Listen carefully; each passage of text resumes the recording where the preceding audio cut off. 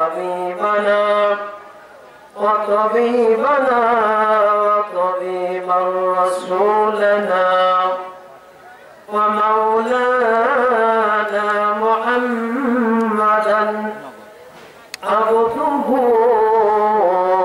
ورسوله.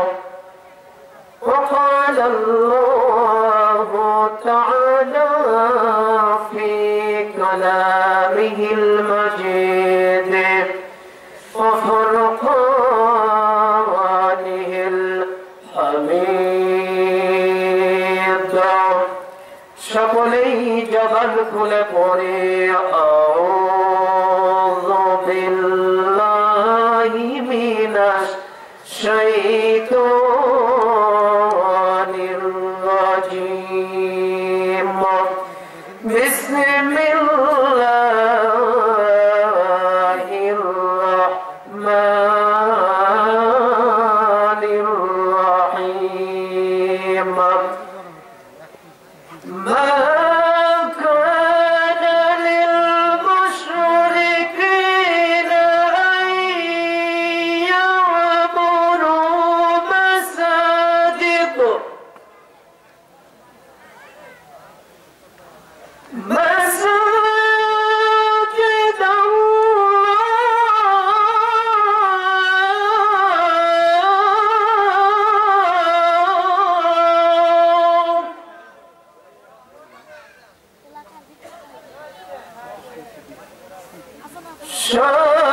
شاهدين على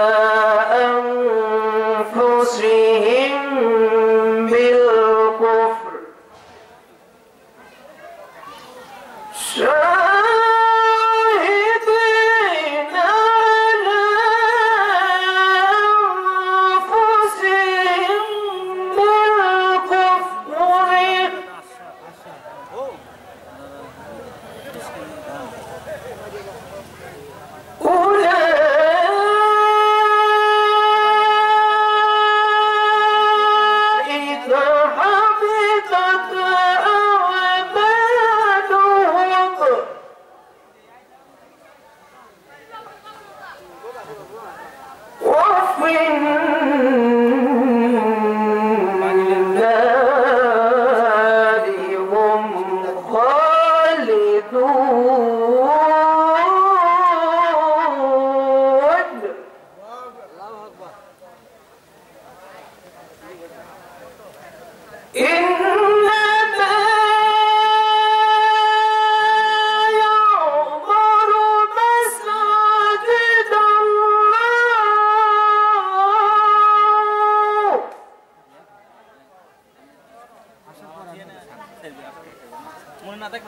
مساجد الله من آمن بالله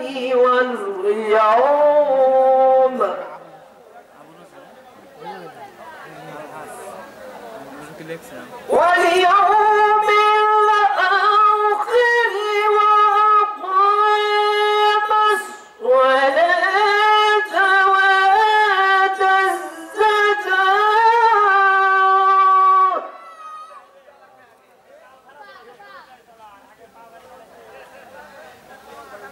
ولم يخش إلا الله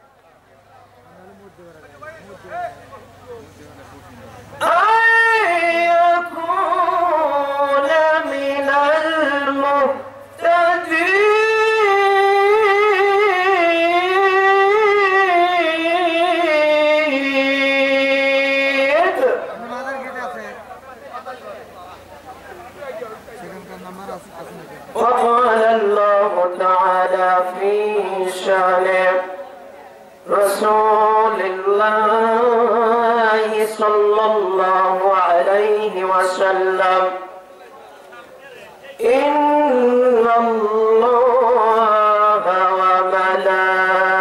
وملائكته يصلون على النبي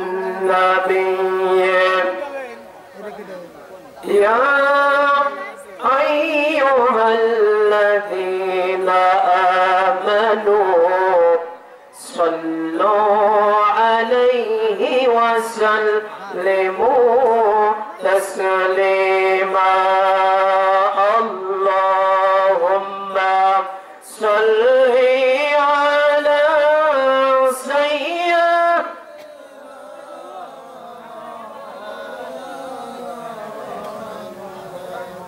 وعلى آل سيدنا مولانا মদিনার মাটি যদি হইতাম নূর নবীকে বুকে করে রাখিতাম নূর নবীকে বুকে করে রাখিতাম মদিনার বৃক্ষ যদি হইতাম নূর নবীকে ছায়া করে রাখিতাম নূর নবীকে ছায়া করে রাখিতাম আল্লাহুম্মা সাল্লি আলা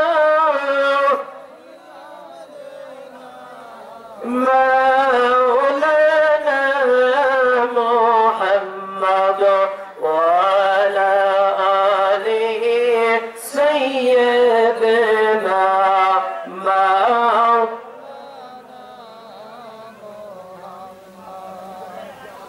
সকলেই একটু জোরে জিকির করি লা ইলাহা ইল্লাল্লাহ লা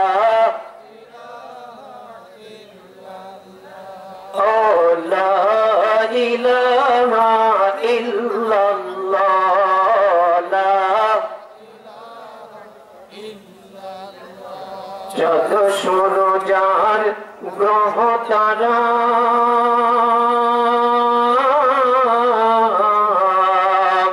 আমার আল্লাহ নামের পাগল পরা যত সূর্যার গ্রহ তারা আমার আল্লাহ নামের পাগল পরা আমার আল্লাহ নামের এতই দয়া আমার আল্লাহ নামের এতই মায়া লুকিয়ে রেখেছেন হে আল্লাহ লা ইলাহা ইল্লাল্লাহ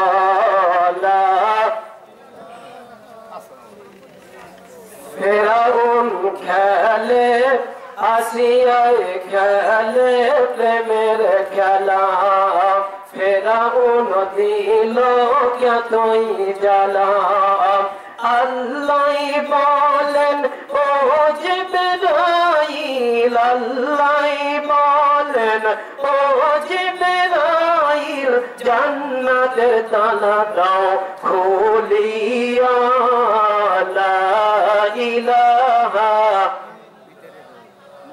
ও লা ইলাহা ইল্লাল্লাহ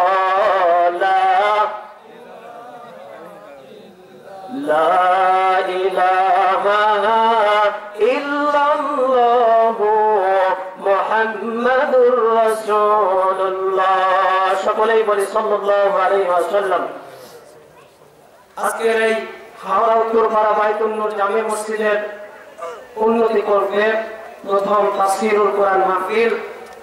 উক্ত তাফসীরুল কোরআন মাহফিলের আজকের তাফসীরের যিনি মধ্যমণি সর্ব সম্মানিত ব্যক্তি জনাব মোহাম্মদ আলহাজ জিলিমউদ্দিন প্রামাণিক, উনি উপস্থিত হয়েছেন এবং আজকের এই জলসায় বাদ মাগরিব থেকে শুরু করে নিয়ে আলোচনা করেছেন অন্যান্য ওলামায়ে কেরামগণ।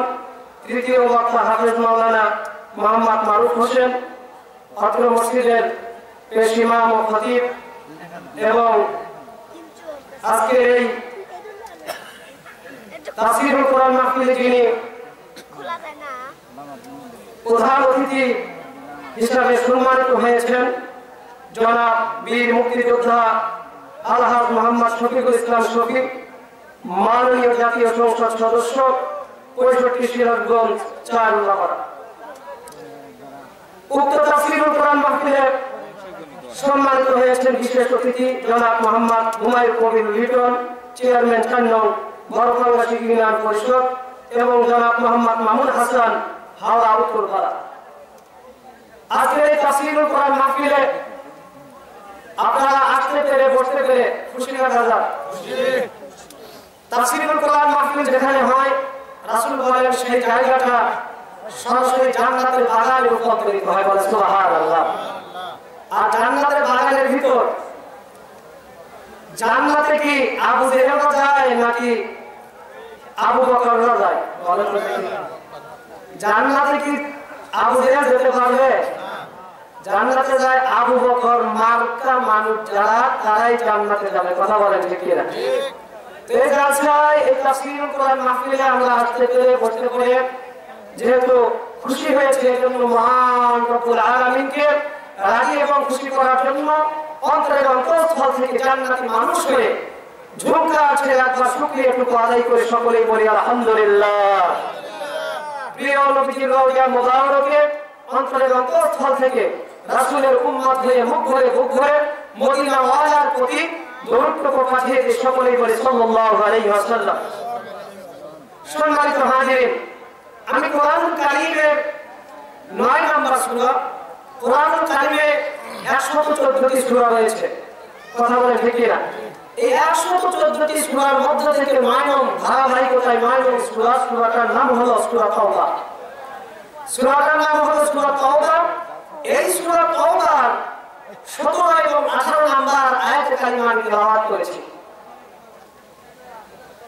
এই আয়াতের 17 নম্বর আয়াতে যে শাব্দিক অর্থ হলো মা কানা লিল মুশরিকিনা আইয়ামুরু মাসাজিদাল্লাহ, যাদের অন্তরে মুশরিকদের মতো নেফাকি রয়েছে, নাফাকি রয়েছে, মুশরিক কারা? মুশরিক যারা মূর্তি পূজা করে, এক আল্লাহকে এক আল্লাহ হিসাবে না মেনে নিয়ে ওরা বহু আল্লাহর ইবাদত করে, যারা আল্লাহর উসুলিয়াত এবং হুকুমিয়াত এবং ক্ষমতার মধ্যে যারা শরীক করে, এদেরকে বলা হয় মুশরিক। আল্লাহ তাআলা বলেন, হে রাসূল, যাদের অন্তরে মুশরিক নেফাকি রয়েছে তারা মসজিদের কর্তৃপক্ষ হতে পারবে না, পরিচালক মণ্ডলী হতে পারবে না। কারণ তারা এমনি করে শাহিদিনা আলা আনফুসিহিম বিল কুফরি, তারা সাক্ষী দেয় এক আল্লাহকে আমরা মানি না। রাসূলকে যদি এক আল্লাহকে উপর দিয়ে মানেও কিন্তু ভিতরে বহু আল্লাহর ইবাদত করে, এক একটা খোদা এক একটা পাওয়া, এই ধরনের আকীদা যাদের আছে যে কোন ব্যক্তির বরকত দেয় এক খোদা, বরকত দেয় এক খোদার পাওয়ার আছে ভালোবাসা, যদি কোনো কারো ভালোবাসা দরকার হয় বর্তমানে ডিজিটাল বাংলাদেশ, কথা বলেন ঠিক কি না? আরে বাবা রে বাবা, খালি ভালোবাসা ছাড়া, খালি ভালোবাসা। হ্যাঁ, আমার এই ভালোবাসার মুসলমানের সন্তানেরা বৈধ বিবাহ ছাড়া গার্লফ্রেন্ড আর বয়ফ্রেন্ড কোন মুসলমানদের সন্তানদের থাকতে পারে না। এই মুশরিকরা মনে করে এক একটা খোদার এক একটা পাওয়া। এই ধরনের লোক যদি মসজিদের কর্তৃপক্ষ হয়, রাসূল তাদেরকে ডিভাইডেড করে দেন, তাদেরকে বাহির করে দেন। কথাটা সূরা তাওবার 17 নম্বর এবং 18 নম্বর আয়াতে। তাহলে যারা আমরা মসজিদে আসতে চাই এবং রাসূল বলেন যে ব্যক্তি মসজিদ নির্মাণ করলো, যদি কোনো ব্যক্তি মসজিদ নির্মাণ করলো তার জন্য সরাসরি ভিতরে একটা ঘর নির্মাণ করেন, বলেন সুবহানাল্লাহ। তাহলে আমরা তো সকলেই মসজিদের ভিতরে ঘর, জান্নাতের ভিতরে একটা ঘর চাই, নাকি বলেন? এখন আমরা সারা জীবন কি দুনিয়াতে থাকবো? ভালো থাকবো কি? আমাদের জীবন কয়বার পাচ্ছি আমরা? মৃত্যুর পরে কি আমাদের আপনার জীবন পাওয়ার সম্ভাবনা আছে? ইবাদত কি করতে হবে? আল্লাহর হুকুম পালন করতে হবে। মৃত্যুর পর কবরে যাওয়ার পরে নাকি জীবিত থাকা অবস্থায় এখন যদি আমরা মুসলমান হয়ে যদি মনে করি দুনিয়াটা মস্ত বড় খাওয়ার ফুর্তি করো, বুড়া হই না, এখনই মসজিদে যাবো না, মসজিদে আলাপকারী হবো না। রাসূল বলেন, ও সাহাবীরা, তোমরা সাক্ষী দিয়ে দাও যারা 5 ওয়াক্ত মসজিদে এসে নামাজ পড়ে এরা সকলেই ঈমানদার, এরা প্রত্যেকটা মানুষ জান্নাতি, বলেন সুবহানাল্লাহ। এই জান্নাতি মানুষ তারাই হতে পারে যাদের রিলেটেড, যাদের সম্পর্ক, যাদের ভালোবাসা মসজিদের সাথে থাকে। কথা বলেন ঠিক কিনা? আর জীবন পেয়েছি একবার, কয়বার? কথা বলেন, কয়বার জীবন পেয়েছি? মরার পরে কি আবার জীবন পাবো? আর এই জীবন নিয়ে 50-60 বছর 70 বছরের জিন্দেগি নিয়ে যদি আমরা গর্ব করি, অহংকার করি, মানে ইবাদত করব পরে, মৃত্যুর পরে কি হবে না হবে পরের ব্যাপার, এই চিন্তা যদি করি তাহলে কি দুনিয়ার জীবনে ইবাদত করা সম্ভব? বকুমার ভালো আছেন? কই ভাই একটু পাশে একটু সাইজ করে দেন, একটু সাইজ করে দেন, দেখেন যে একটু প্রসেস করে দেন। আপনি চেয়ারম্যান প্রার্থী, কিছু মনে করেন না, আপনি তো অনেক সম্মানিত মানুষ। তো যাই হোক, আমি যে কথা বলতেছিলাম, আমাদের জীবনে একবার মরণ কয়বার? একটু কথা বলতে হবে ভাই, মরণ কয়বার? মরণে একবার, জীবনে কি? আর এই জীবনে যারা কষ্টে থাকে, যেহেতু বড় কষ্ট নিয়েই থাকুক মানুষ, যত বড় ফকিরই হোক, এই লোকটার জীবন, দুনিয়ার জীবন শেষ হয়ে মরা কবরের জগৎ তার জন্য হাত ছাড়ি দিচ্ছে। কথা বলেন ঠিক কিনা? আর মৃত্যুর পরে যদি কোনো ব্যক্তি জাহান্নামী হয়ে যায়, মৃত্যুর পরে যদি কোনো ব্যক্তি জাহান্নামী হয়ে যায়, এই ব্যক্তির কি আর কি কোনো নতুন কোনো জীবন পাওয়ার সম্ভাবনা আছে? রাসূল বলেন, দুনিয়াতে তোমরা আলামত বুঝবে, যাদের ভিতরে 3টি আলামত আছে তারা জান্নাতি মানুষ, বলেন সুবহানাল্লাহ। এক নাম্বার যারা ঈমানদার, যারা কি ঈমানের মূল জিনিস কি? লা ইলাহা ইল্লাল্লাহ মুহাম্মাদুর, আমরা সুরে তৈরি না মাটির তৈরি, এটা কি লা ইলাহা ইল্লাল্লাহ মুহাম্মাদুর রাসূলুল্লাহর ভিতরে আছে? আছে কি? এটা আমরা মারামারি করি, ঠিক হলো? তাহলে মৃত্যু লা ইলাহা ইল্লাল্লাহ মুহাম্মাদুর রাসূলুল্লাহ যে ব্যক্তি বলেছে, এই ব্যক্তি জান্নাতি। যে ব্যক্তি এইটা বলার পরে 5 ওয়াক্ত নামাজ পড়ে, দুনিয়ার সভ্যতা নম্রতা মানুষের উপর জুলুম করে না, এই ব্যক্তি জান্নাতি, বলেন সুবহানাল্লাহ। আমরা এই দুনিয়া পায় আমরা তো পাগল করা, এই দুনিয়াতে দান করলে আল্লাহ রাসূল বলেন, যে ব্যক্তি দান করে সে ব্যক্তি আল্লাহর বন্ধু, বলেন সুবহানাল্লাহ। as-safi wa habibullah, যে ব্যক্তি দান করে সে ব্যক্তি কার বন্ধু? আল্লাহর বন্ধু। আল্লাহর বন্ধু হতে গেলে আমরা শয়তানের বন্ধু হতে যাব। আল্লাহর বন্ধু হবে ভাই, হ্যাঁ আল্লাহর বন্ধু। ঠিক আছে, তো জবান কিন্তু দিলেন, জবান কিন্তু দিয়ে দিয়েছেন, এইটা কিন্তু উল্টাপাল্টা করা যাবে না। কথা কি বুঝছেন? আর দান যে করবেন, এই দানের সওয়াব কবরবাসী পাবে কি পাবে না? পাবে। আমাদের কারো মা কবরে শুয়ে আছে, কারো বাবা শুয়ে আছে, কথা বলেন ঠিক কিনা? আবার কারো শ্বশুর শাশুড়ি ভাই বোনেরা আত্মীয় স্বজন আজকে হাওয়া উত্তর পাড়া মধ্যপাড়া যৌথ কবরস্থান সহকারে আমাদের চন্দ্রগতি কবরস্থান, মানিকদহ কবরস্থান, অত্র এলাকার যত কবরস্থান আছে আজকের এই মসজিদের জালসার বরকতে প্রত্যেকটা কবরবাসীকে আল্লাহ মাফ করে দিয়েছেন। আমাদের জীবনে অহংকার করার কোনো সুযোগ আছে বাবা? আপনি কত বড় এমপি হন, আপনি যদি এমপি হওয়ার পরে যদি ভদ্র হতে পারেন, আল্লাহর কসম করে বলি, আল্লাহ আপনার ক্ষমতা, বল, সম্মান, যশ আল্লাহ আকাশ চুম্বি করে দিবেন। কথা বলেন ঠিক কিনা? ঠিক। আর যদি আপনি নেতা হচ্ছেন, চেয়ারম্যান হওয়ার সম্ভাবনা আছে, আপনার ভদ্রতা বাড়ায় যান, মানুষের দুঃখে সুখে আমাদের বন্ধু ভাই আলামত আছে, আল্লাহ তাআলা কবুল করেন, বলেন আমিন। কথা বলেন ঠিক কিনা? মানুষের পাশে যা দাঁড়ায়, কিন্তু কথা বলেন ঠিক কিনা? আপনি এই কবরবাসীদের জন্য মানুষ যখন কবরে চলে যায় নিরাশ হাহাকার, তারা কিছুই করতে পারে না। আজকে আপনারা যারা দান করবেন মার নামে বাবার নামে, এই সবটা তারা পাবে। এজন্য অহংকার করার কোনো সুযোগ নাই। আমরাও কবরে যাবো, কথা বলেন ঠিক কিনা? আমরাও কি কবরে যাবো? এজন্য আমি বলি, ও তোমার গোনা দিন ফুরাইয়া যাবে যৌবনে লাগবে ভাটি যৌবন কি সারা জীবন থাকবে যারা প্যান্ডেলের সাইড দিয়ে ঘোরাঘুরা করতেছে কলেজের ছাত্র ভাইরা হাই স্কুলের ছাত্র ভাইরা এবং ব্যবসায়ী কার্য যুবক যারা আছো তোমাদেরকে অনুরোধ করছি আগুন আর বাইরে থাকার টাইমটা তাড়াতাড়ি করে মন্দিরে জান্নাতি বাগানের ভিতরে এসে বসে পড়ো তোমাদের প্রত্যেকজনের বসার কারণে আল্লাহ তাআলা তোমাদের জন্য জান্নাতের দরজা খুলে দিলে কথা বলেন ঠিক না এখন বলি ইবাদত করতে হবে যৌবনকালে না বৃদ্ধকালে কথা বল 12 বছর পর্যন্ত কি কোনো ইবাদত আছে না বাবা হ্যাঁ আর বৃদ্ধকালে ইবাদত করতে যাবে লুঙ্গি পবিত্র আছে কি নাই এটা কি হুশ থাকে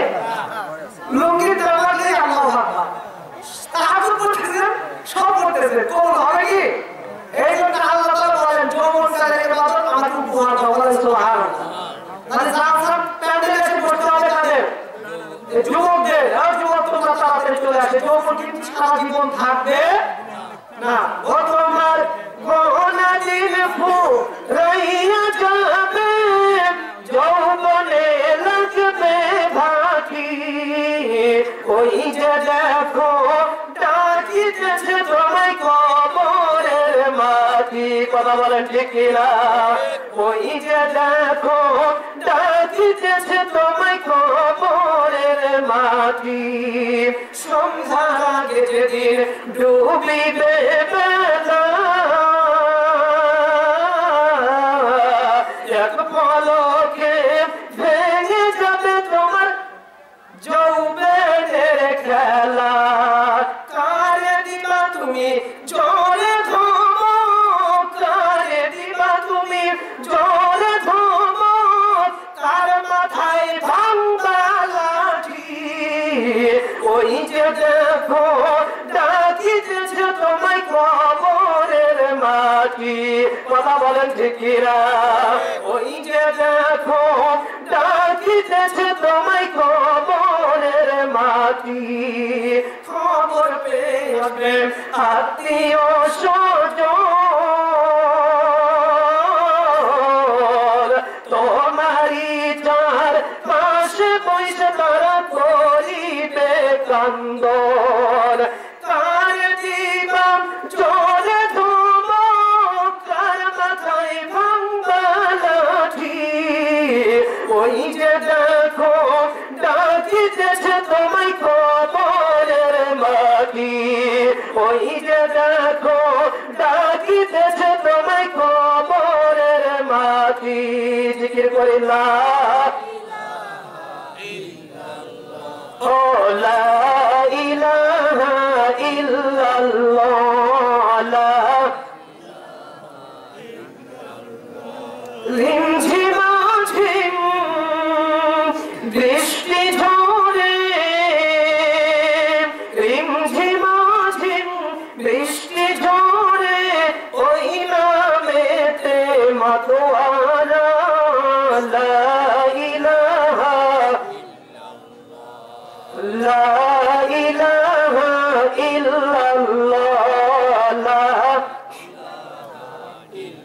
লা ইলাহা ইল্লাল্লাহ মুহাম্মাদুর রাসূলুল্লাহ সকলেই বলি সাল্লাল্লাহু আলাইহি ওয়াসাল্লাম কবরের আসামি যে আমরা সকলে এটা আমাদের বিশ্বাস আছে নাকি বলেন আমাদের যাদের মা আছে মার ব্যাপারে আল্লাহ রাসূল নবীর জীবনের একটি ঘটনা রাসূল সাহাবীদেরকে নিয়ে একদিন বসে আছেন কি আছেন বসে আছেন সাহাবীরা বসে আছেন সাহাবীদের মাঝখান থেকে নবী সাল্লাল্লাহু আলাইহি ওয়াসাল্লাম দাঁড়িয়ে গেলেন সাইডে একটা মহিলা যাচ্ছেন ওই মহিলাটার কাছে যায় প্রিয় নবী সাল্লাল্লাহু আলাইহি ওয়াসাল্লামের এই যে আমাদের রুমাল ছিল রুমাল এই ধরনের একটা রুমাল ছিল রুমালটা ওই মহিলাকে সরাসরি পেতে দিলেন পেতে দিয়ে সাহাবীদেরকে বললেন তোমরা সাইড দাও আমার এই মাকে তোমরা বসতে দাও রুমালের উপর প্রিয় ভাইরা আমার নবী আমার মতো কি সম্মান ছিল নবী আপনার মতো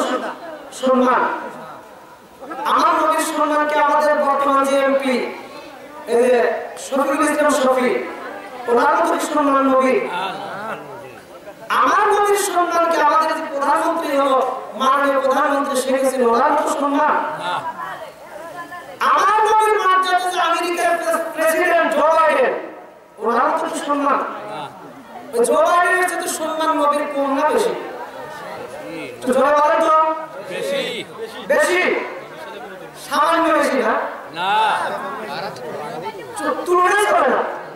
কিন্তু আপনি যদি একটা ঘুষখোর নেতা এসে যদি বলে যে এই জালসা হবে না পঙ্গু, আপনারা প্রতিবাদ করার সাহস পাবেন?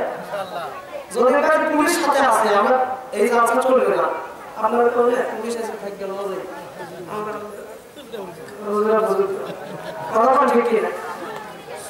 নবীর মর্যাদা, নবীর উপর কোরআন শরীফ নাযিল হয়েছে, রাসূল এরকম তাফসীর মাহফিল করতে বলে সুবহানাল্লাহ। সেই মাহফিলের ভিতর থেকে রাসূল এরকম তার নিজের ব্যবহৃত রাসূলের সম্মানের এই রুমাল পেতে দিলেন একজন মহিলার জন্য। কার জন্য? আমার মা বোনেরা ভালো করে শুনবেন। আমার একজন কবি বলেছে, তুমি একজন মা, ভালো মা আমাকে উপহার দাও, আমি তোমাদেরকে একজন শিক্ষিত, একটা শিক্ষিত জাতি উপহার দেবো। এই মা খাদিজা ছিল। কে ছিল? রাসূলের কয় নাম্বার স্ত্রী? এটা কি জানি ভাই? একজন এক নেতাকে বলছিলাম, ভাই আপনারা তো কথা বলতেছেন, আপনারা সালা। হ্যাঁ, এক নেতাকে বলছিলাম, ভাই আপনি তো অনেক বড় নেতা, হ্যাঁ ভাই এই নির্বাচন আসছে, আসলে নামাজ আমি নিজেই দেখলাম 3 বার বললেন, খালি যায় নামাজ হাতে নিয়ে পড়ে নির্বাচন আসলে, বুঝছেন না? আসলে নামাজ 3 বার কার কি জন্য? যেখানে যায় মানুষ দেখে আল্লাহু আকবার। নেতা এমন এত সুন্দর নেতা খালি নামাজই পড়ে, কথা বলছে ঠিক কি না? নেতা বললাম, ভাই দোয়া আপনার কি মুখস্থ আছে? হুজুর দোয়া করেন আল্লাহ যেন নির্বাচনে পাস করা দেয়। বলে ভাই দোয়া করেন কি মুখস্থ থাকবে না? আমি মুসলমানের সওয়াল, আমার দোয়া করেন মুখস্থ থাকবে না, কার থাকবে? বলে সুবহানাল্লাহ। কথাটা কিন্তু সুন্দর, কিন্তু ভাই দোয়া করেনটা কখন বলে? ফজরের নামাজে, জোহরের নামাজে, ইশারের নামাজে, জানাজার নামাজে কয় যে জানাজার নামাজে দোয়া করেন। কোন নামাজে? এ ভাই কোন নামাজে দোয়া করা লাগে? হ্যাঁ ভাই আপনারা কথা বলেন না। খাদিজা রাসূলের 3 নাম্বার স্ত্রী না 7 নাম্বার না 1 নাম্বার? কয় নাম্বার স্ত্রী? হ্যাঁ, খাদিজা বলেছিল না ধরেছিল? বলেছিল। আম্মা জান খাদিজা বললেন, ইয়া রাসূলুল্লাহ আপনার সাথে আমি বিবাহ করতে চাই। বলে সুবহানাল্লাহ।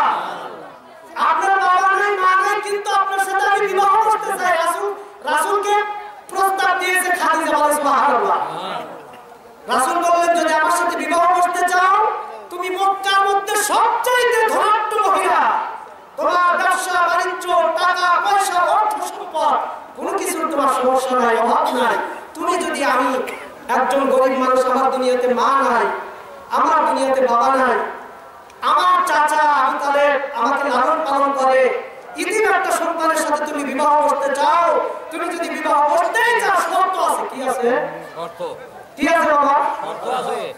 শর্ত দিল কি? শর্ত দিল কি যে তোমার সম্পত্তির অভাব নেই, ব্যাংক ব্যালেন্স, টাকা পয়সা কোনো কিছুর অভাব নেই, সব সম্পত্তি ইসলামের জন্য সব মানুষের দ্বারা দান করে শেষ করে দিতে হবে। খাদিজা বললেন, ইয়া রাসূলুল্লাহ আপনি নবী নয়, শুধু একজন ভালো সুন্দর মানুষ নয়, আপনি অনেক অনেক বড় একজন আদর্শবান একজন মানুষ। বলে সুবহানাল্লাহ। আপনার শর্তে আমি রাজি। রাজি তো রাজি, অমনি কাজ শুরু। তার অর্থ সম্পদ সব কিছু ইসলামের জন্য বিলীন করা, দান করে দেওয়া শুরু করে দিল। বলে সুবহানাল্লাহ। আপনাদের তো খাদিজা আছে, আছে না নাই?